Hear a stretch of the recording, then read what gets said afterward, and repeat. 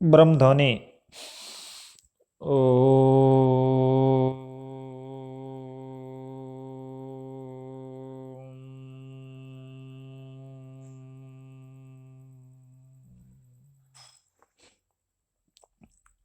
स्वस्थ था।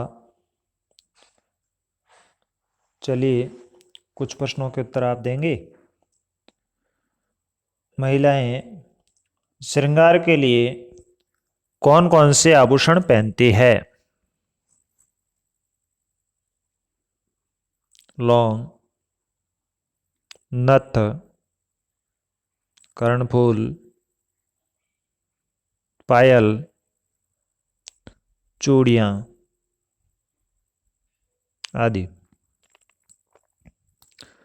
ये जो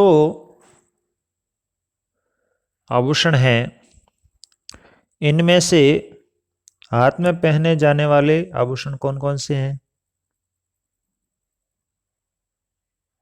चूड़ियां हैं।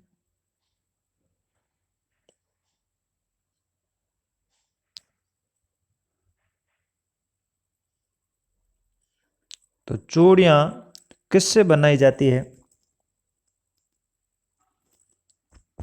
चूड़ियां सोने से बनाई जा सकती है, चांदी से बनाई जा सकती है, और कांच की भी चूड़ियां आती है, और लाख की भी चूड़ियां आती है। आप में से ऐसे कौन कौन है जिन्होंने लाख की चूड़ियां देखी है?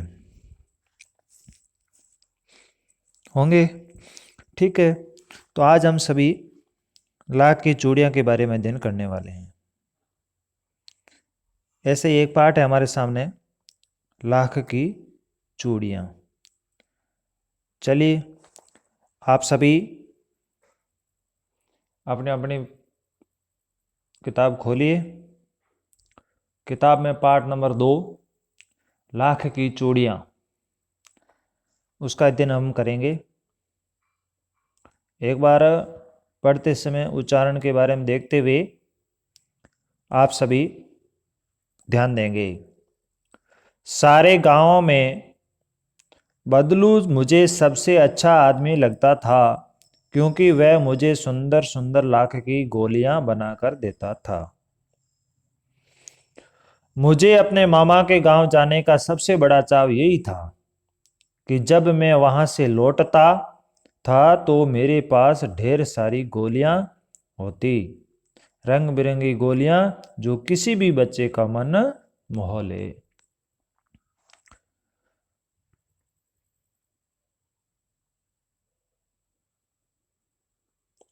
वैसे तो मेरे मामा के गांव का होने के कारण मुझे बदलू को बदलू मामा कहना चाहिए था, परंतु मैं उसे बदलू मामा न कहकर बदलू काका कहा करता था, जैसा कि गांव के सभी बच्चे उसे कहा करते थे। बदलू का मकान कुछ ऊंचे पर बना था। मकान के सामने बड़ा सा सहन था, जिसमें एक पुराना नीम का वृक्ष लगा था। उसी के नीचे बैठकर बदलू अपना काम किया करता था। बदलू बगल में भट्टी दहकती रहती, जिसमें वह लाख पिघलाया करता। सामने एक लकड़ी की चौखट पड़ी रहती, जिस पर लाख के मुलायम होने पर वह उसे सलाख के समान पतला करके चूड़ी का आकार देता। पास में 4-6 विभिन्न आकार की बेलन नुमा मुगेरियां रखी रहती, जो आगे से कुछ पतली और पीछे से मोटी होती। लाख की चूड़ी का आकार देकर वह उन्हें मुगेरियों पर चढ़ाकर गोल और चिकना बनाता, और तब एक एक कर पूरे हाथ में चूड़ियां बना चुकने के पश्चात वह उन पर रंग करता। बदलू ये कार्य सदा ही एक मचिए पर बैठकर किया करता था, जो बहुत ही पुरानी थी। बगल में ही उसका हुक्का रखा रहता, जिससे वह बीच बीच में पीता रहता। गांव में मेरा दोपहर का समय अधिकतर बदलू के पास बीतता। वह मुझे लल्ला लल्ला कहकर कहा करता और मेरे पहुंचते ही मेरे लिए तुरंत एक मचिया मंगा देता। मैं घंटों बैठे बैठे उसे इस प्रकार चूड़ियाँ बनाते देखता रहता। लगभग रोज की वह चार छः जोड़े चूड़ियाँ बनाता। पूरा जोड़ा बना लेने पर वह मुझे बेलन पर चढ़ाकर पूरा जोड़ा बना लेने पर वह उसे बेलन पर चढ़ाकर कुछ क्षण चुपचाप देखता रहता, मानो वह बेलन न होकर किसी नववधू की कलाई हो। बदलू मनियारा था। चूड़ियाँ बनाना उसका पैतृक पैसा था और वास्तव में वह बहुत ही सुंदर चूड़ियाँ बनाता था। उसकी बनाई हुई चूड़ियों की खपत भी बहुत थी। उस गांव में तो सभी स्त्रियां उसकी बनाई हुई चूड़ियाँ पहनती ही थी। आसपास के गांवों के लोग भी उससे चूड़ियाँ ले जाते थे, परंतु वह कभी भी चूड़ियों को पैसों से बेचता न था। उसका अभी तक वस्तु विनिमय का तरीका था और लोग अनाज के बदले उससे चूड़ियाँ ले जाते थे। बदलू स्वभाव से बहुत सीधा था। मैंने कभी भी उसे किसी से झगड़ते नहीं देखा। हाँ, शादी विवाह के अवसरों पर वह अवश्य जिद पकड़ जाता था। जीवन भर चाहे कोई उससे मुफ्त चूड़ियाँ ले जाए, परंतु विवाह के अवसर पर वह सारी कसर निकाल लेता था। आखिर सुहाग के जोड़े का महत्व ही और होता है। मुझे याद है मेरे मामा के यहाँ किसी लड़की के विवाह पर जरा सी किसी बात पर बिगड़ गया था और फिर उसको मनाने में लोहे लग गए थे। विवाह में इसी जोड़े का मूल्य इतना बढ़ जाता था कि उसके लिए उसकी घरवाली को सारे वस्त्र मिलते, ढेरों अनाज मिलता, उसको अपने लिए पगड़ी मिलती और रुपए जो मिलते सो अलग। ये जो अंतरा अपन ने पढ़ा, इससे आगे एक बार अपन देख लें अंतरा किस प्रकार रहा है। कुछ गृह कार्य शब्दार्थ है, एक बार देख लें इस पाठ में जो आए हैं। चाव यानी चाह, तीव्र इच्छा। शलाक यानी सलाई, धातु की छड़, सलाक सलाई। मुंगेरी, मुंगेरी यानी गोल मुठियादार लकड़ी जो ठोकने पीटने के काम आती है। पैतृक, पैतृक यानी पूर्वजों से प्राप्त या पुश्तैनी। खपत, खपत का अर्थ होता है माल की बिक्री, जो बिक जाता है वो खपत। विनिमय यानी अदल बदल, वस्तुओं की अदल बदल करना।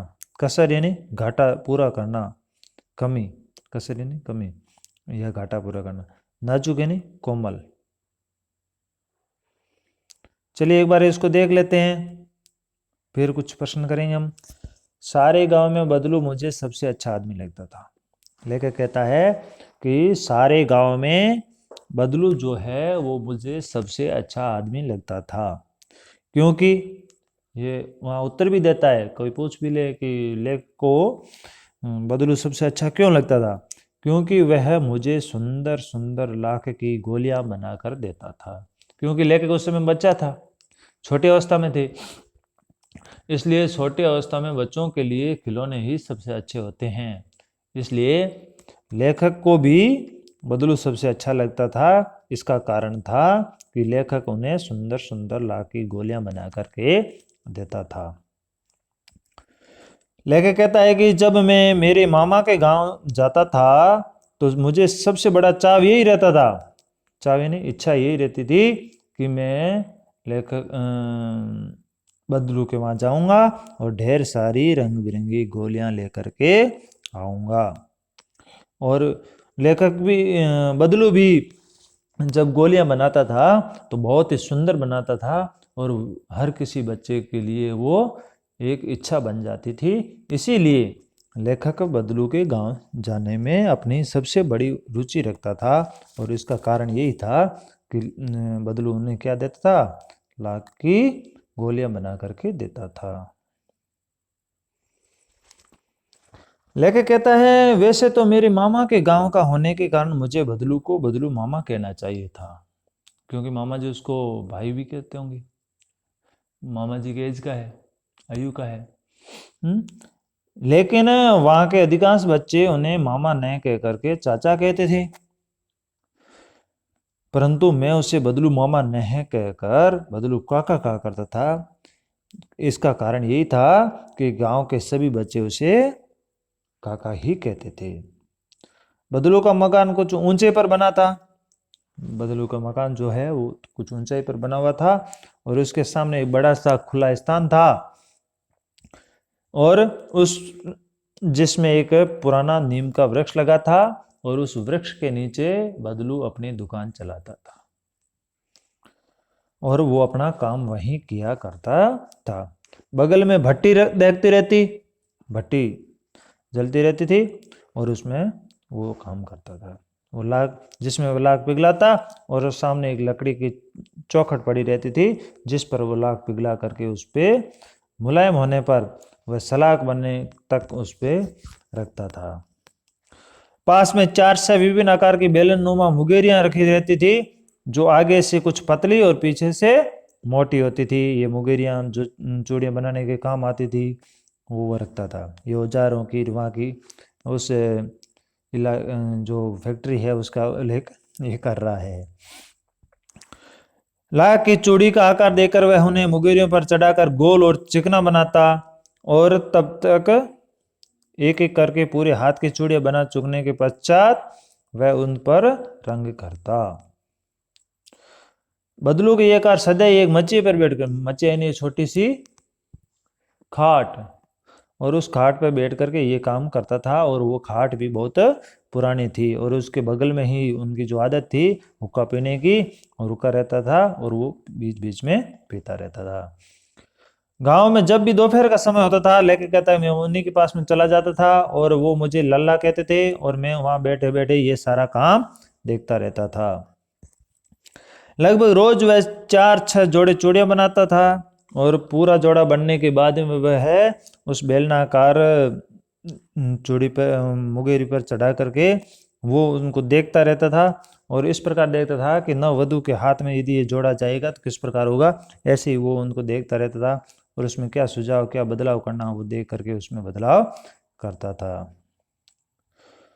बदलू जाति से मनियारा था और चूड़ियां बनाना उसका पैतृक पैसा था। मनियारों का काम ही ऐसे छोटे मोटे जो काम होते हैं ये वो बनाता था। वास्तव में बहुत ही सुंदर चूड़ियां बनाता था। उसकी बनाई हुई चूड़ियां की खपत भी बहुत थी। उस गांव में तो सभी स्त्रियां ही उनकी चूड़ियां लेते ही थे, साथ ही साथ दूर तक के जितने भी गांव थे वहां से भी लोग वहां से चूड़ियां ले जाने के लिए आते थे। बदलू का स्वभाव बहुत ही सीधा सरल स्वभाव का था और वो किसी से झगड़ते भी नहीं थे। शादी विवाह के अवसर पर अवश्य वो जिद करते थे क्योंकि उसी समय उनको ज़्यादातर पैसे मिलने के चांस रहते थे, बाकी तो वो किसी से भी ऐसा जिद या झगड़ा नहीं करता था। लेके कहता है मुझे पता है कि वो शादी विवाह के अवसर पर किस प्रकार झगड़ा करता है। एक बार मेरे सामने भी ऐसी घटना घटी। मेरे मामा जी के यहाँ पर भी किसी लड़के का विवाह था और जरा सी बात पर वो बिगड़ गया था। उसको मनाने के लिए बहुत ज़्यादा मेहनत करनी पड़ी, लोहे लग गए यानी मेहनत करनी पड़ी। विवाह के अवसर पर वह जोड़े की मूल्य इतना बढ़ जाता। विवाह का अवसर का यदि जोड़ा मांगते थे तो वो बहुत ही ज़्यादा पैसे लेता था और पैसे नहीं लेते मतलब जितनी भी सामग्रियाँ उनको चाहिए उस पर जिद कर लेता था और उतने लेकर के ही वो रहता था। तो शब्दार्थ हमने पहले किए। आपने जो पढ़ा है इसके बारे में कुछ प्रश्न करूंगा। बचपन में लेखक अपने मामा के गांव चाव से क्यों जाता था, इसका प्रश्न हमने पहले किया है। जिन जिनको जानकारी है आप बोलिए। लेखक बदलू को बदलू मामा नहीं कहकर बदलू काका क्यों कहा करता था। बदलू लेखक को क्या देता था। ये सारे प्रश्न हैं। आपने इन प्रश्नों के उत्तर बताए हैं। जो नहीं बता पाए उनके लिए आगे से मेहनत करनी पड़ेगी और इन तीनों प्रश्नों के उत्तर आप गृह कार्य में करेंगे। तो पहला प्रश्न हमने किया था बच्चों ने लेखक अपने मामा के गांव चाव से क्यों जाता था। लेखक के मामा के गांव में लाख की चूड़ियाँ बनाने वाला कारीगर बदलू रहता था और वह लेखक को ढेर सारी लाख की रंग बिरंगी गोलियां देता था।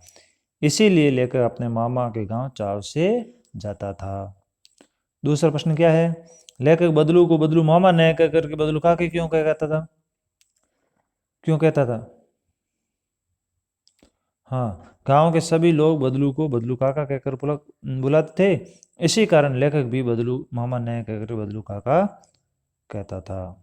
और अंतिम प्रश्न, बदलू लेखक को क्या देता था? बदलू लेखक को लाख से बनी हुई सुंदर सुंदर गोलियां देता था। चलिए, आप सबको धन्यवाद। और आप पहले के जो काम किया है उस काम को विधिवत करते रहिए। और ये पीडीएफ यदि आपको मिलती है तो उसके व्यवस्थित रख करके पढ़ाई करना। धन्यवाद। आप सभी कॉपी में व्यवस्थित काम करें। इसी आशा के साथ भारत माता की जय।